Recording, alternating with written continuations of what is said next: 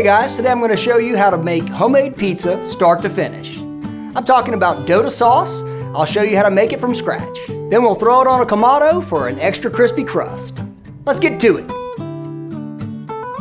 Alright, so this is what you'll need for the dough, and this will be enough to make 2 9-inch pies. We'll start out with 1/4 cup of lukewarm water and add to that 1½ teaspoons of active dry yeast.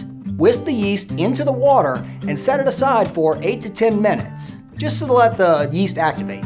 Now, one of the perks of making your own dough is that you can make a seasoned crust, which we will do today.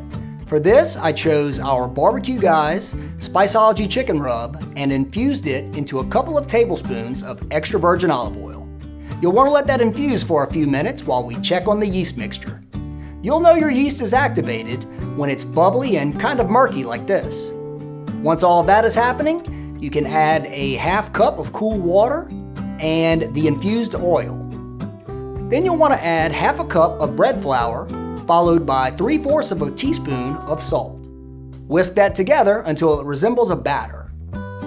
At that point, you can begin stirring in a little bit at a time of your remaining 1 1/4 cup of bread flour. You just want to make sure that it's thoroughly blended and hydrated.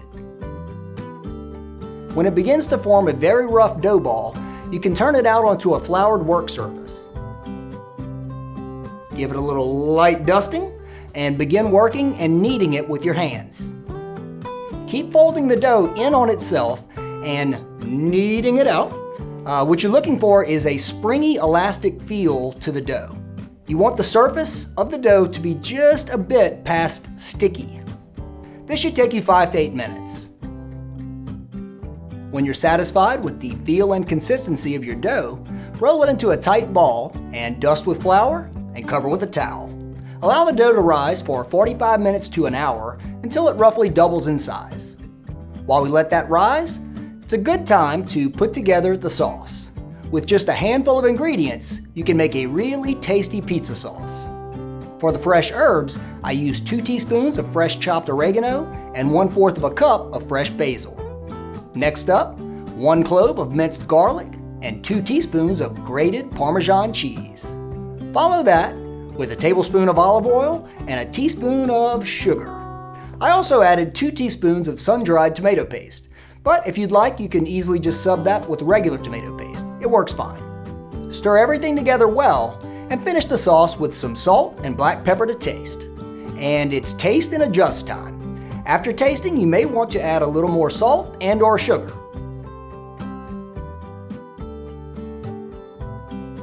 Now, once the dough has doubled in size, you can cut it into 2 separate dough balls. Take each dough ball and press them out to remove any trapped air bubbles. Now fold the dough in on itself from a few different directions and lightly knead each dough ball back into a tight ball. Cover again with a towel and let them rise for about 20 more minutes while you get your grill ready. I have my Kamado well filled with lump charcoal that I'll top with a 1/2 chimney full of lit coal.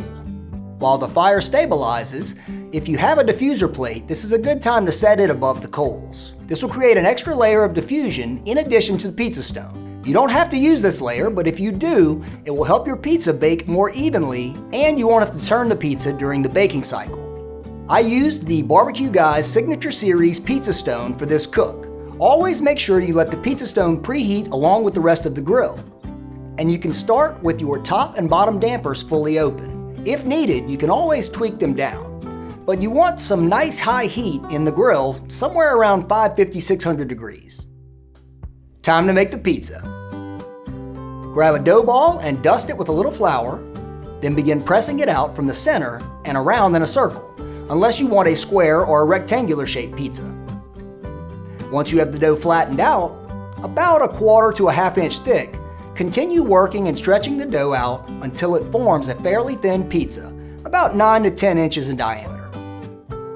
If you like your pizza cracker thin, this is a good point right now to use a rolling pin to get it all the way cracker thin. Grab your pizza peel and dust it lightly with a little cornmeal and transfer the dough to the peel. Spread a few spoonfuls of the fresh pizza sauce, and then you're ready for the toppings. Now, since I set out to make cheese pizza, I wanted a combination of fresh cheeses that would meld really well together. I know you see the pancetta there, totally optional, but I just couldn't resist. I like to lay down a base layer of the fresh grated Parmesan cheese and top that with a handful of pancetta. I pre-baked mine for about 20 minutes at 350 degrees Fahrenheit. Follow that up with some fresh mozzarella, crumble a little goat cheese on to fill up any empty spaces, wink wink, and the final cheese, provolone. The pie is ready for the grill.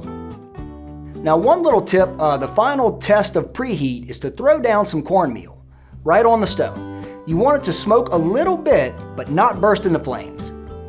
If you find that your stone is too hot, close your vents down just a little bit and give it 5 to 10 minutes and then come back and recheck the temp of your stone. After baking for about 6 minutes, the aroma coming from the grill should probably tell you that it's time to check in. Take a moment to admire your creation. From the beautiful bubbling cheese to the crispy crust. Oh yeah, it's time to pull this pie off the grill. Of course, while the grill is hot, you might as well bake up a second pie, right? The smell always reminds me of when I was a child pretending to actually make pizza in my parents' pizza shop. I thought I was really making pizza. It's kind of ironic that after thousands and thousands of pizzas being made, I now get to actually make great pizza. Come on now, you know the drill. Slice these pies up and it's time to dig in. Top the pizza with a little fresh basil if you prefer, like myself, and dive into the gooey, cheesy goodness. I think you'll agree after the first bite you take, homemade pizza is always worth the time you put in. Thank you for watching. I sincerely hope that you'll try out this pizza recipe and check back often to see what we have cooking. Salud!